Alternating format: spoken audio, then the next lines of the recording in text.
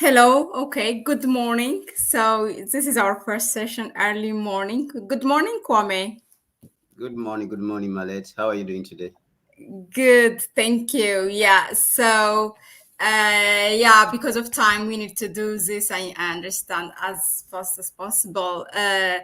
Because of the urgent situations that we have in the Western Africa.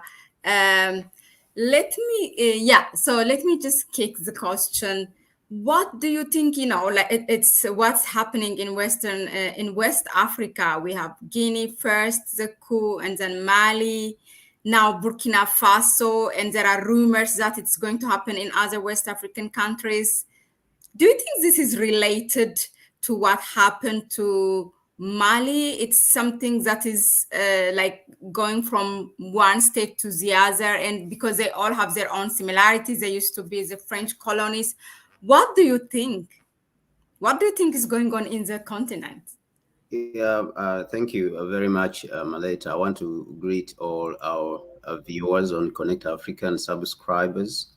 Um, and first of all, to encourage those ones who are just watching to subscribe and share the channel to other people and encourage other people to come and subscribe. Because this is where we share Sure. information concerning the continent, concerning the state of the continent. The reason why we come out more often is for us to talk about the continent, because this generation, we understand that we have been given the task of completing the unfinished business. By the unfinished business, I mean the business that was not completed by the independence generation. That is Dr. Kwame Nkrumah and the rest who had ambitions of unifying the continent. Now, there is a couple of intervening problems in West Africa that are happening. But on top of those issues is the issue of neocolonialism and imperialism that is affecting these areas. There has been a lot of dissatisfaction with the activities of France in West Africa for a very long time. As we know, France is been very influential in this part of West Africa, in the Sahel, Niger, Mali, and all those parts. Now, this neocolonialism has pushed people, in the corner of poverty.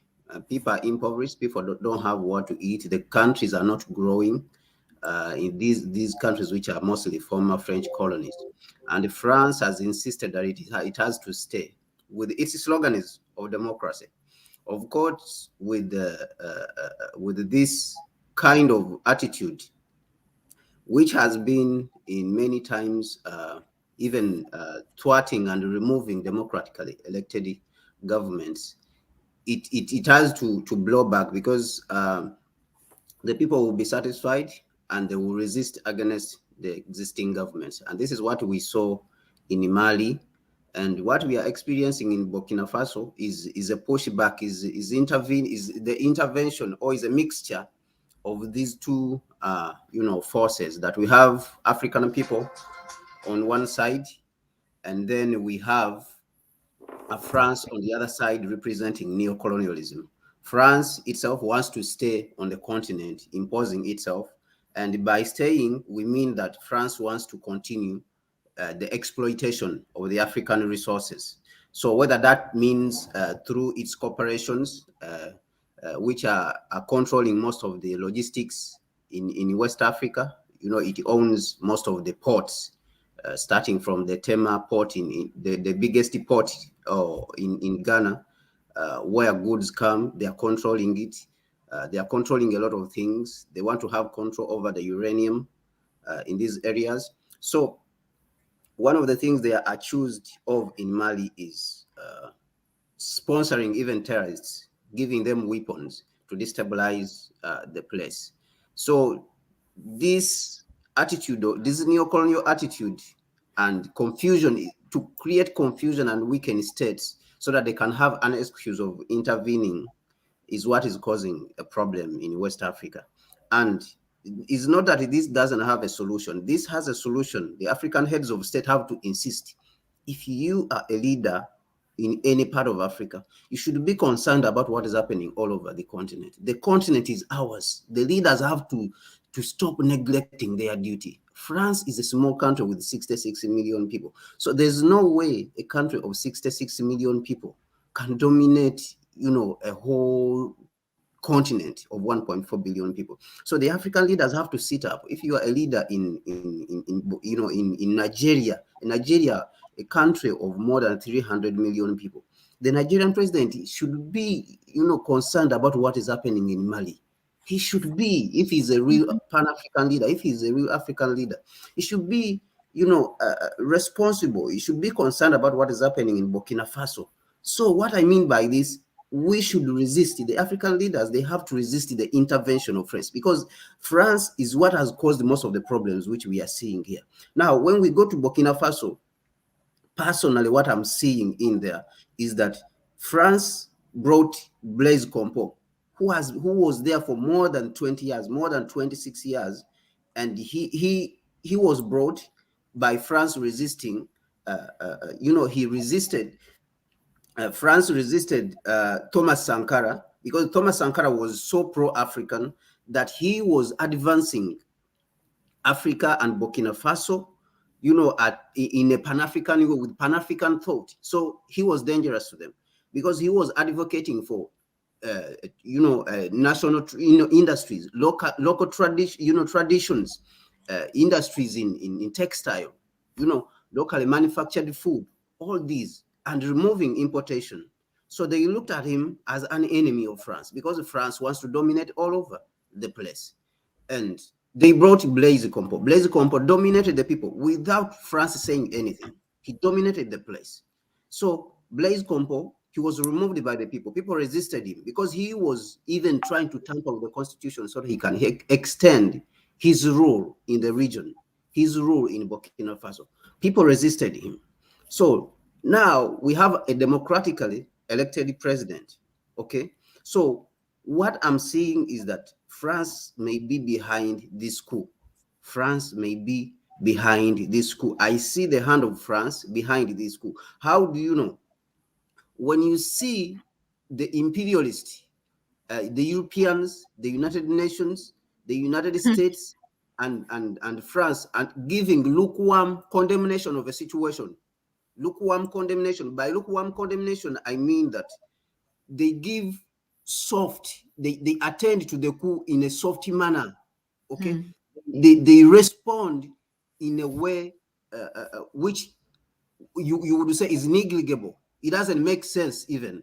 So this is the condemnation that is coming out of France and the imperialistic camp. This is the condemnation that is coming out of the United Nations in the United States and the European Union. Or they are saying it is not acceptable to have a coup. It is not good to have a coup to remove a democratically elected government. So this is why I see that they are behind this. Now, if they were not behind this and this coup was against real democracy as we know it, as we are supposed to know it, you would see them protesting. They would be protesting if it was in the interest of democracy. These people, they would be protesting. So they would be jumping up and down, and even would be saying we should consider sending in a military force. But you are not seeing this. So this is where I'm seeing the hand of France and the United Nations and the imperialistic camp behind this coup. They may have caused this coup if we don't care, if we don't take care. And these things will turn up as we go. As time goes on, we will be able to discover this. Because there has been a tendency of neocolonialism to try to confuse us, who is behind which coup and who is behind which coup. You see, so you see the protestations against Mali is because that coup is for the people. The coup was for the people. They took it in the interest of the people. The coup in Burkina Faso, if you see now and in the future that they are not protesting so much about it, it is in their interest. They caused it because the president was making certain moves because he was a democratically elected government, elected president.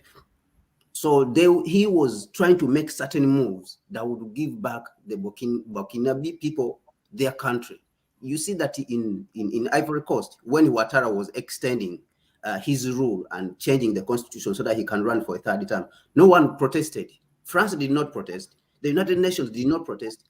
I'm talking about Ouattara, President Ouattara in the Ivory Coast. They never protested.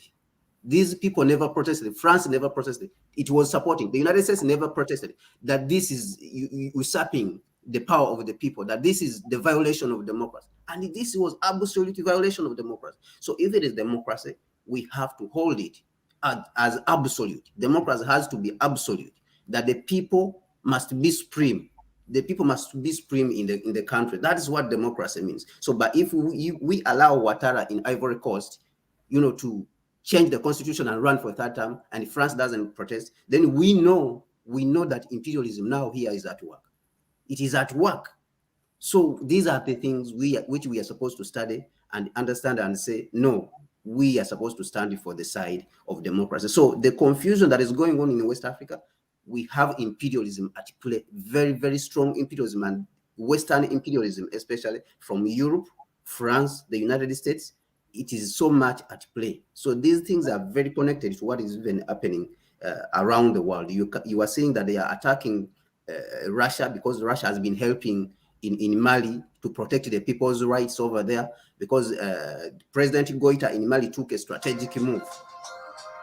President Goita in Mali took a strategic move that he got some help for security, to build up a strong security in Mali, so that the imperialists will not be able to overthrow the people's government. The government in Mali, which is representing the people. Now they are rising up against Russia. All the imperialist countries, Germany, France, Canada, the United States, all of them have ganged up. Sweden, all these European countries which have been neo-colonial in nature, Belgium, they are pushing troops at the border of Russia to try to fight China. They are pointing weapons at China. They have mobilized the soldiers and the troops, and so it is like another World War III right now that we are about to experience. And they are constantly provoking, because of greed.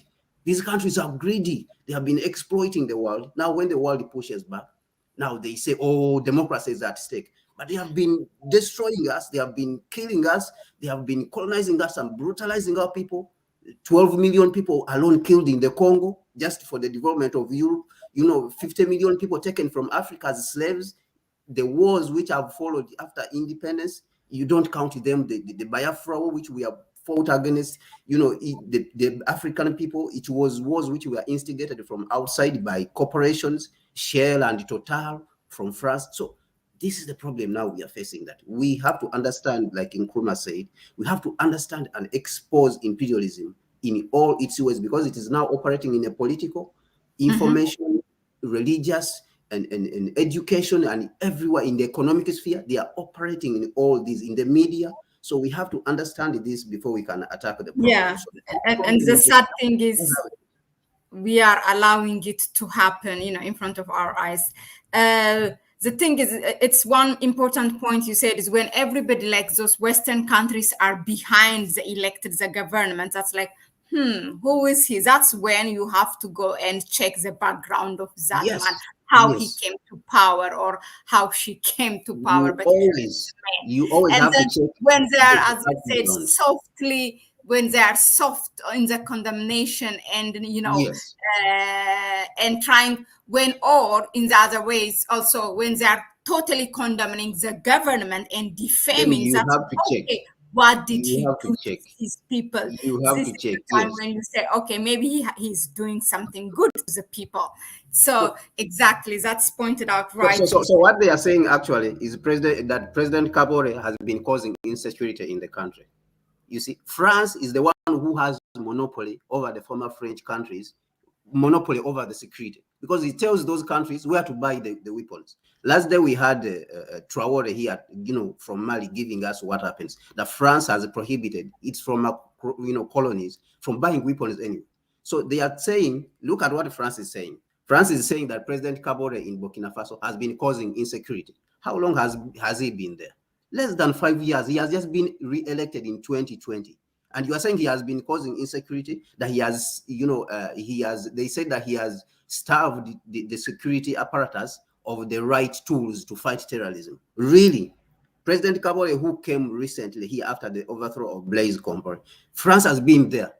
You see, France has been in Mali. They are accusing France of causing insecurity in France and in the Sahel, and bringing troops and arming jihadists and arming terrorists like Al Qaeda who have crossed into the Sahel all the way from Libya all the way, and then before they came to Libya, they were in the Middle East, in Iraq, in Syria.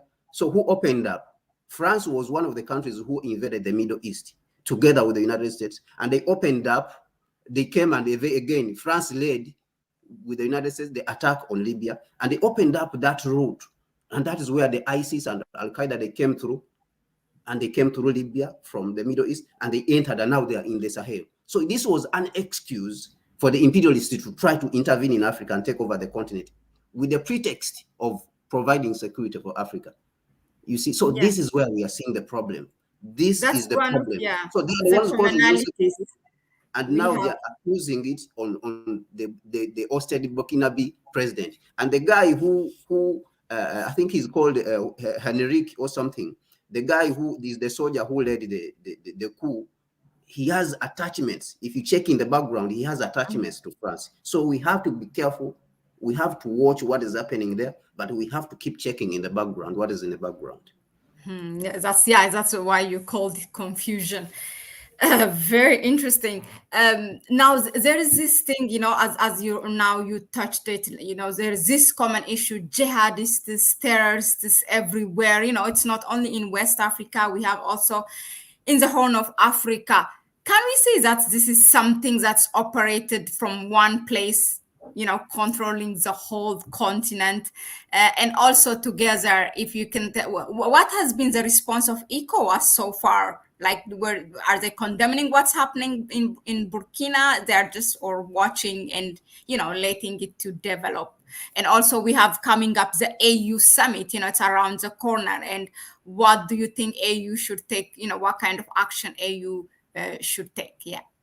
So somewhat the leadership. I will start with from the last part. The leadership is been very disappointing to the African people, that they know what a problem is, but they don't want to address the problem entirely.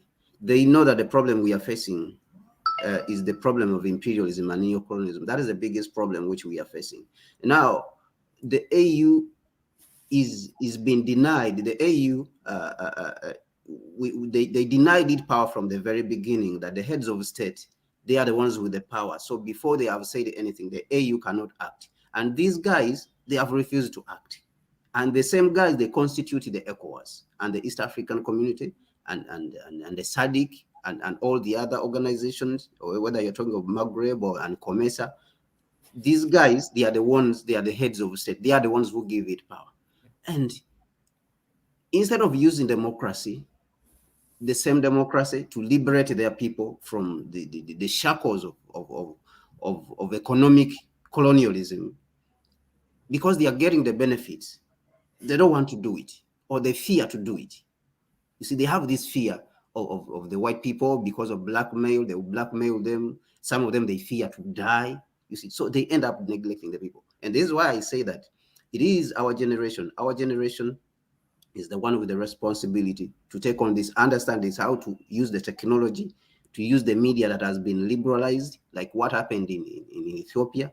The people have been able to help Ethiopia to get back on its feet when it was under attack by neocolonialism. So the same tools which they are using, the human rights and democracy, is the same tools we are supposed to use. We are supposed to concentrate on to defeat them, to defeat imperialism, because they have been saying they are here for human rights. So we are supposed to point out the human rights they have been violating all over. They have been violating human rights in Iraq, in Afghanistan, in Libya, in Somalia, everywhere. So this, to me, I see it as a coordinated attack to answer the question from the beginning, that these people opened up, they went to Iraq. This was a coordinated. When you listen to one of the I don't remember the American general from the military who said that he went to Pentagon and they told him that they brought out a paper, a script, that we are going to attack this country and this country and this country. From Iraq, we will go to Libya, we will go to Afghanistan. From Afghanistan, we'll go to Iraq. From Iraq, we'll go to Syria, we'll go to Sudan. And this is what has happened, like he said it. So it is a coordinated, it is a planned thing. It is a planned strategy of keeping imperialism afloat. Because remember, in Libya, when Libya was functional, China was there working with President Muammar Gaddafi. So they want to push out China so that they can stay in control of our resources. This is the strategy. So they opened up, they attacked all these countries in the Middle East, and then they came in the north to open up Libya, because Libya was a security point, against terrorists entering from the Middle East to come to Africa. Ever since they opened up Libya in 2011 and they overthrew the president, do you know when the French troops came into Mali? In 2013. Just 1 year. In just one, after 1 year, they came to Mali. France was able to deploy troops in Mali. You see, so this is a coordinated attack that ever since 2011, when they opened up Libya, the jihadists came in the continent, and we don't know whether those jihadists are being built up in the Middle East by the same imperialists. It's likely they are training them there so that they can push them in the continent, and then in turn they can come to the continent with the excuse of wanting to stop terrorism. And then in this stopping terrorism, they keep arming these guys, like what happened in Mali. The people in Mali, they realized that France is sponsoring the same jihadists they are trying to fight. So that is why recently the Malian government came up and said Denmark troops, which are led by France, they have to go. They have to come out from the country. So they have expelled them because they have realized the problem. So the African leaders, they know the problem. They know the problem, but they keep massaging the problem. They keep pretending like they don't know the problem. The ECOWAS knows the problem, and it has to insist on protecting the people. The people are behind you. If the people are behind you, there's no reason why you don't act on behalf of the people. The people are behind you, the presidents of ECOWAS. So why do you go around beating around the bush and you don't want to solve the problem? The people in Mali, they have been alienated from the fruits of the land. So why you come with why do you come with sanctions? You should not come with sanctions. Address the problem. The people in Burkina Faso are suffering because of imperialism that is dominating them. So don't pay them lip service and condemning. You condemn the coup. Go back and study what is behind the coup. So if President Kabore was helping and fighting for the people and trying to put things in order in the country, and France did not like it, this could be the problem. This could be the root cause of the problem. It's the same thing which was happening in Ivory Coast. In Ivory Coast, President Gbagbo was trying to put things in order in Ivory Coast and bring and remove French influence from Ivory Coast and give the country back to the African people, give back the cocoa to the African people, give back the industry, the logistics, and all those sectors, all the energy sector, which are dominated by France. This is what Gbagbo was trying to do. They came up running and saying he's a dictator. Oh, we should put Ouattara. They came in with military aggression, and they overthrew. Very embarrassing what happened. Yeah. Yes, they came in running and behind the United Nations, and they overthrew President Gbagbo immediately, and they put Ouattara. So this is what we are supposed to study. We are supposed to study imperialism from A to Z and understand how it operates. We are supposed to study it. Nkrumah left the books for us to study them. Neo-colonialism, the last stage of imperialism, he has written extensively on how to study imperialism. You have to understand that Nkrumah was someone who was in power, and he was at the top dealing with imperialism head on and watching it. He used to collect information from all around the imperialist camp, because he had the embassies to collect the information. So he wrote a book based on experience, head-on experience, first-hand experience with imperialism. So we are supposed to study and and uncover this confusion. This is just confusion. They're just creating confusion. So we as Pan-Africans, we are supposed to be clear in understanding how they are playing. Because they play like this, they go in the back, they go in the front, they will go in the back, then they will go in the front, so that they can confuse you, so that you will not understand. So you may think that a coup is just a coup. No, a coup is not a coup. A coup is done by certain players, by certain interests. And in this case, for the African, situation, we have two groups. We have imperialism, okay, which is using some of the leaders on the continent, and it is constantly hijacking that level of our leadership, the political leadership. And then we have the African people on the other side. So we have imperialism on one side, we have the African people on the other side. So these two groups are constantly pushing back against each other. So the African people want to, to take back the countries for their own good, for their own economic development. Imperialism wants to continue to take the countries and exploit them for the benefit of Europe and the United States. So this is what is happening now. So it is just a confusion but the Pan-Africanists are supposed to come out and make the people understand what is going on, analyze the situation for the people, and tell them what is going on. So this is what I'm seeing, my sister, in the situation that is happening in Burkina Faso. Thank you very much, Kwame Gonza. Really, in the time that you spared to us and shed light what's happening in Burkina Faso, and I'm sure that as many of us, we are still waiting for the developments and what's happening in other countries in West Africa, and you will come again and share with us the developments and to put direction what. In the future, in the near future, actually, in the coming days, what we are going to do at Connect Africa is to bring Africans and to discuss what can we do, how can we help Malians, how can we help Burkinabes, how can we help them to mobilize in media. We have to mobilize against imperialism and neocolonialism. The problem is neocolonialism. We have to mobilize against it like how we mobilized for Ethiopia. Exactly. We have to mobilize all over the continent. We, the people, we, the young people, this is our duty. Imperialism cannot hide anymore. Information, the access to information and the media has been liberalized, has been democratized. Okay, the access to information and the media has been democratized. There's no reason for us not to know what is happening all over the continent. So we should mobilize once and for all assault on imperialism so that we can push it out of Africa. We, the young people, I think we can do that.